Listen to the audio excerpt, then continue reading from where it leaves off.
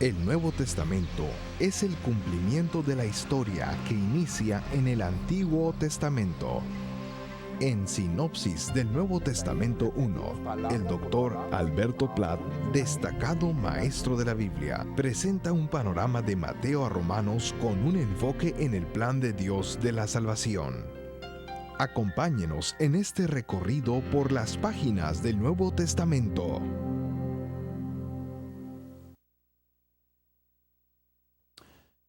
Habiendo estudiado lo de la formación de la Iglesia y también algo de su expansión en el libro de los Hechos, ahora nos toca ver las epístolas del Nuevo Testamento, empezando con la epístola a los Romanos. De acuerdo a las tradiciones, la ciudad de Roma fue fundada en el año 753 a.C., fecha que llegó a ser punto de partida del calendario romano. Ab urbe condita, decían, de la fundación de la ciudad. Esa fecha colocaría la fundación oficial de la ciudad de Roma más o menos en los tiempos del profeta Isaías en Judá. De sus habitantes, variamente estimado entre 1 millón y 4 millones en los tiempos de San Pablo, la mayor parte fueron esclavos. El éxito de los césares en sus conquistas introdujo bastante comercio y riqueza a ese centro del Imperio Romano, que prácticamente llegó a ser la ciudad capital del mundo. Gentes oriundas de muchas partes del mundo anduvieron en sus calles, y esa gente traía consigo su cultura, sus costumbres y, más que todo, sus religiones. Roma era un gran campo misionero, en donde, si el mensaje del Evangelio tomara raíz, todo el mundo conocido sentiría el efecto. Además, el apóstol Pablo estaba convencido que él tenía el mensaje que podría librar a esas masas de la condición de su pecado, algo que las muchas religiones no podrían hacer.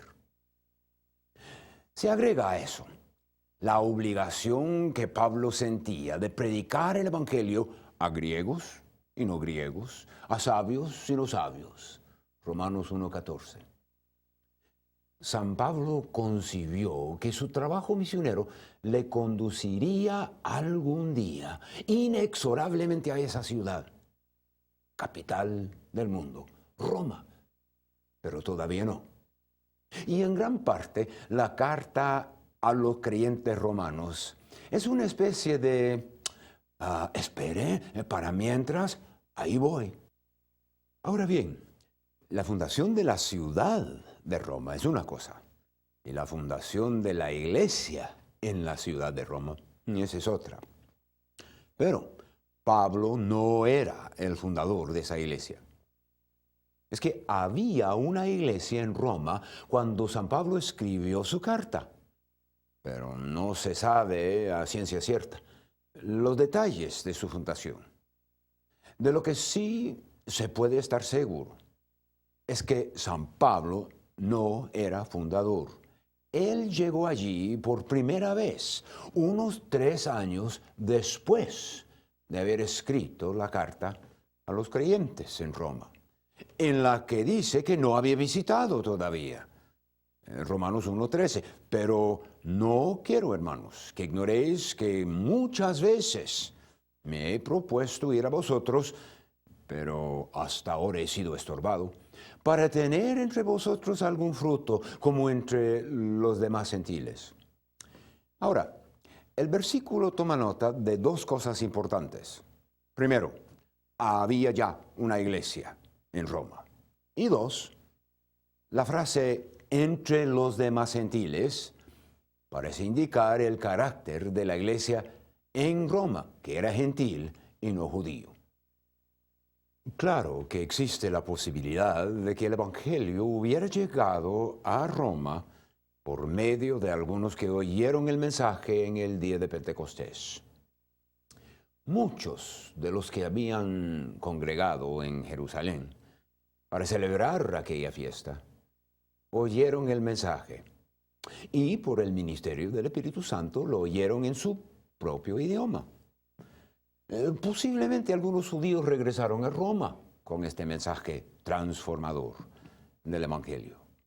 Ahora han ya pasado entre 25 a 28 años desde Pentecostés. En ese lapso, mucha gente, y casi cierto, algunos creyentes, tanto judíos como gentiles, habían emigrado a la ciudad de Roma, a tal forma que el carácter de la iglesia se había vuelto gentil. Habíamos dicho que San Pablo no era el fundador de la iglesia en Roma, tampoco lo era Pedro. Pedro llegó a Roma hasta después de Pablo. El libro de los Hechos testifica que Pedro estaba en Jerusalén hasta la reunión del concilio en Hechos 15, evento que se llevó a cabo en el año 50 después de Cristo. Y San Pablo mencionó que San Pedro estaba trabajando en la obra misionera, yendo para arriba y para abajo, en 1 Corintios capítulo 9, versículo 5. Además, como la carta a los romanos carece de un saludo a Pedro en la lista del capítulo 16, y como ninguna referencia a él en todo el libro, parece confirmar que Pedro no era el fundador de la iglesia.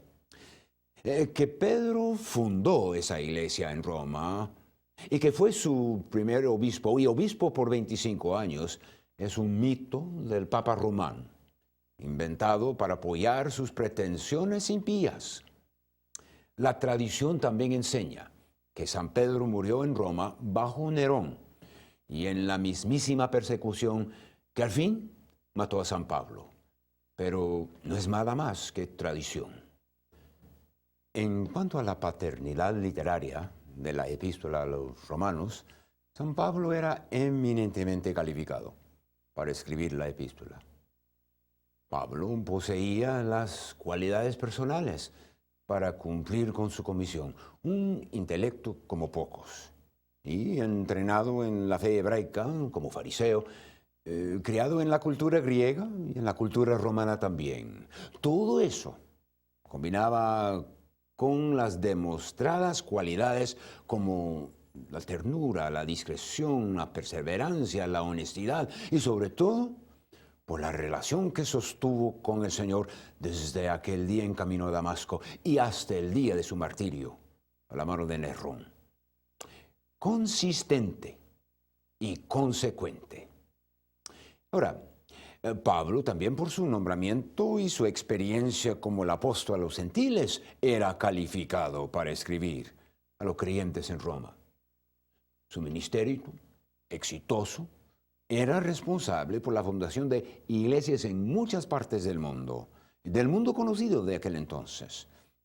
La carta a los romanos es la explicación del evangelio que él había predicado en todos esos lugares.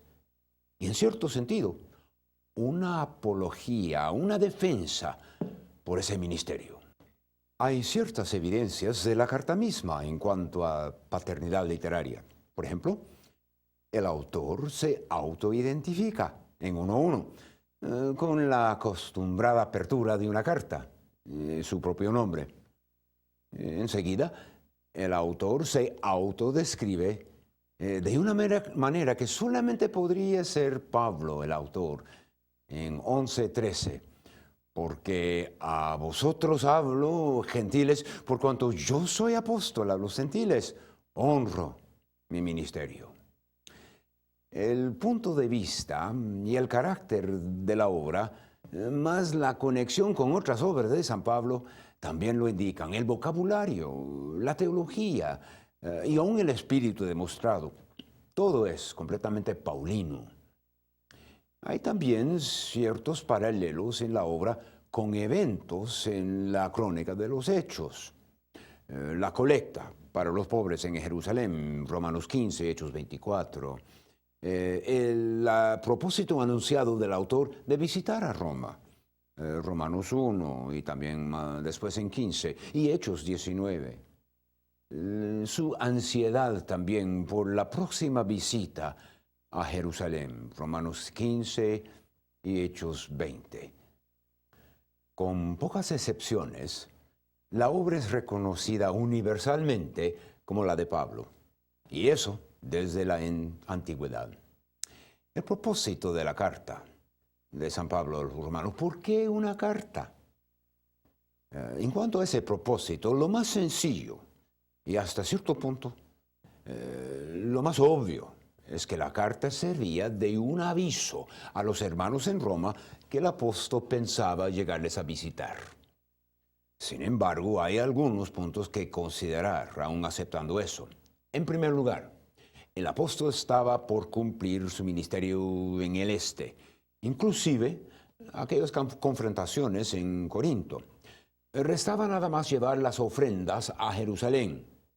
Con su gran deseo de abrir un nuevo campo en el occidente, convendría tener el apoyo de la iglesia en Roma. Probablemente estaba pensando que Roma serviría en el occidente como Antioquía había servido en el oriente. Por otro lado, ¿por qué no enviaba nada más una nota con Febe que decía, ya mero vengo? Así hubiera dejado que su enseñanza de la carta se presentara entonces en forma verbal. ¿Será posible que había más preocupación personal interior por la situación que iba a confrontar en Jerusalén, que se dejaba exteriorizarse? En ese caso, y si temía por su vida, tal vez Pablo pensó mejor dejar esa declaración doctrinal tan completa, tan sólida, esa declaración monumental del mensaje del Evangelio como la base de un alcance misionero con la iglesia en Roma como el eje. ¿Por qué es entonces que la carta tomó la forma que tiene con los temas que presenta? En primer lugar, sería un poquito difícil para San Pablo pretender conocer a fondo la iglesia en Roma, puesto que no la había visitado cuando escribió la carta. Claro, que había oído de quienes conocían esa iglesia y de ellos él formaba ciertos conceptos de ella, pero no para dedicarla todo una epístola. Además, hay una escasez de material en la carta a los romanos que enfocaba en la situación específica en Roma. Más vale pensar que la carta a los creyentes en Roma no es una dirigida a la corrección de problemas, sino uno que se dedica a la enseñanza de la verdad tocante al mensaje que es el epicentro del cristianismo. No es, sin embargo, un catálogo de toda la teología de San Pablo. Carece de un desarrollo escatológico y aún de la eclesiología, ambos temas que se tocan en otra de sus epístolas. Ahora la fecha y la ocasión de la carta. Y en primer lugar la fecha. Una clave para establecer la fecha de la epístola se encuentra en las observaciones referentes a la colecta para los hermanos de la iglesia en Roma. Romanos capítulo 15, versículo 25. Mas ahora voy a Jerusalén para ministrar a los santos. Eso indica que el proceso de recoger los fondos, tal y como se describe en las cartas a los Corintios, 1 de Corintios 16, 2 de Corintios 8, ya se había terminado cuando escribió Romanos 15. Pablo estaba por partir para Jerusalén para distribuir los fondos que había recoleccionado. Un viaje que él consideró que sería corto, nada más que un interludio pequeño antes de poder lanzarse en todavía otro viaje misionero, esta vez a Roma. Combinando las fechas de la llegada a Jerusalén con todo eso, y se tendría que establecer la fecha de la carta a los romanos en como el año 57 después de Cristo. Habiendo determinado escribir la carta, y estando en Corinto, en las vísperas de su partida para Jerusalén, encontró que una hermana, diaconisa, Febe por nombre, pensaba partir para Roma. No había un servicio de correos, a lo menos para particulares. El gobierno sí mantenía un servicio para llevar correspondencia de los documentos oficiales, pero no ofrecía sus servicios al público. Así que probablemente Pablo se aprovechó del viaje de la hermana para llevar su carta a Roma. El contenido general del libro lo vamos a presentar en un bosquejo muy sencillo de la epístola. En primer lugar, la primera parte, los primeros 8 capítulos, es una enseñanza doctrinal que contiene temas como el pecado universal y la condenación, la justificación por fe y también la santificación. La segunda sección, de capítulos 9 a 11, es una enseñanza dispensacional.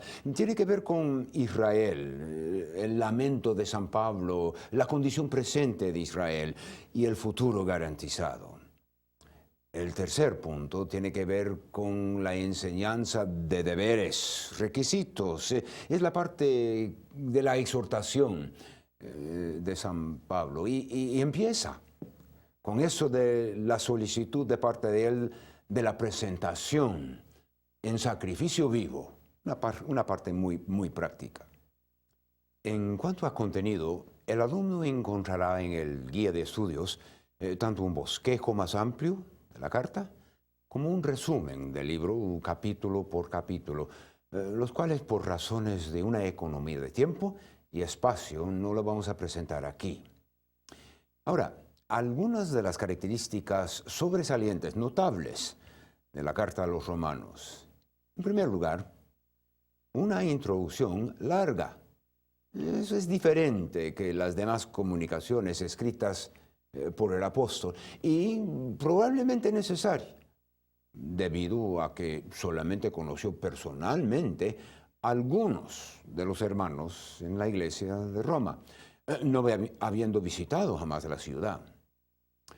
Los versículos claves en la introducción y sus temas de la epístola, es decir, es interesante notar que en el vocabulario de tan solamente 2 versículos tenemos una lista de los temas principales de toda la epístola.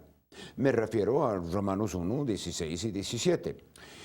Porque no me avergüenzo del Evangelio, pues es poder de Dios para salvación a todo aquel que cree, al judío primeramente y también al griego, porque en él la justicia de Dios es revelada por fe y para fe, como está escrito, pero el justo vivirá por la fe. He aquí la lista: Evangelio, poder, Dios, salvación a todo aquel cree, el judío, el griego, la justicia, la revelación. Por la fe vivirá. Es interesante que desde un principio y desde la mera introducción, San Pablo hace hincapié en la persona y la obra de nuestro Señor Jesucristo. En las otras cartas, el apóstol San Pablo se acostumbraba a hacer referencia al Señor Jesucristo en la salutación, pero no con una descripción tan completa como la tenemos en Romanos 1, acerca de su Hijo, quien según la carne era de la descendencia de David y quien fue declarado Hijo de Dios con poder, según el Espíritu Santo, el Espíritu de santidad, por su resurrección de entre los muertos, Jesucristo nuestro Señor. Por Él recibimos la gracia y el apostolado para la obediencia de la fe a favor de su nombre en todas las naciones, entre las cuales estáis también vosotros, los llamados de Jesucristo. Romanos 1, 3 a 6. La introducción a la epístola de los Romanos presenta también 3 importantes elementos o facetas del carácter de San Pablo misionero y de su propia boca. En primer lugar, soy deudor, 1:14. El mundo no le debía a Pablo, sino al contrario. Un deudor está obligado a pagar su deuda, y Pablo sentía que así era su obligación. Ahora, ¿qué es lo que Pablo debía? En primer lugar, su vida, luego su entrega, sus esfuerzos, su inteligencia, en fin, todo para comunicarles el mensaje del Evangelio.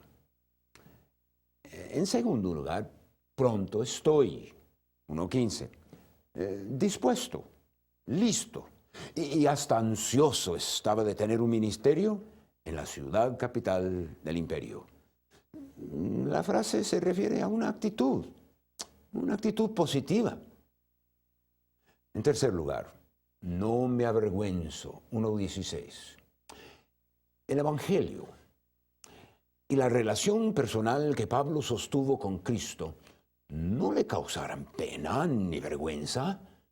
¿Cómo es posible que el Evangelio, el poder del Dios omnipotente, el poder capaz de transformar una vida, sobre todo la del primero entre pecadores, 1 de Timoteo 1:15, pues ¿cómo pues sería posible tener vergüenza de semejante Salvador, de semejante mensaje transformador o de semejante Dios? Una de las características más sobresalientes de la carta de San Pablo a los romanos tiene que ver con el contenido doctrinal de la carta. El carácter de un curso denominado sinopsis y el carácter de una epístola como Romanos se complementan, sí, pero no le deja a uno de todo satisfecho. El contenido de la carta a los romanos es tal que demanda no solamente un curso, sino una vida de estudio. Aquí nada más estaremos presentando, yo digo que nada más una lista pequeñita y rascando el superficie. Por ejemplo, en el próximo estudio estaremos examinando la culpabilidad universal. Lo que diríamos es lo pecaminoso del ser humano en los primeros 3 capítulos. Luego, en capítulo 5 y por ahí estaremos examinando la doctrina de justificación por fe y estaremos recordando a Martín Lutero. De ahí en capítulos 8 y 9, en la primera parte estaremos viendo santificación, pero realmente en capítulo 9 a capítulo 11 tendremos a la vista otra doctrina, la doctrina de Israel, su presente y su futuro. Y al fin el libro termina con esas exhortaciones. Inclusive estaremos viendo la diferencia entre lo blanco y lo negro y lo que es gris en el comportamiento de un creyente. Lo veremos entonces en el próximo estudio.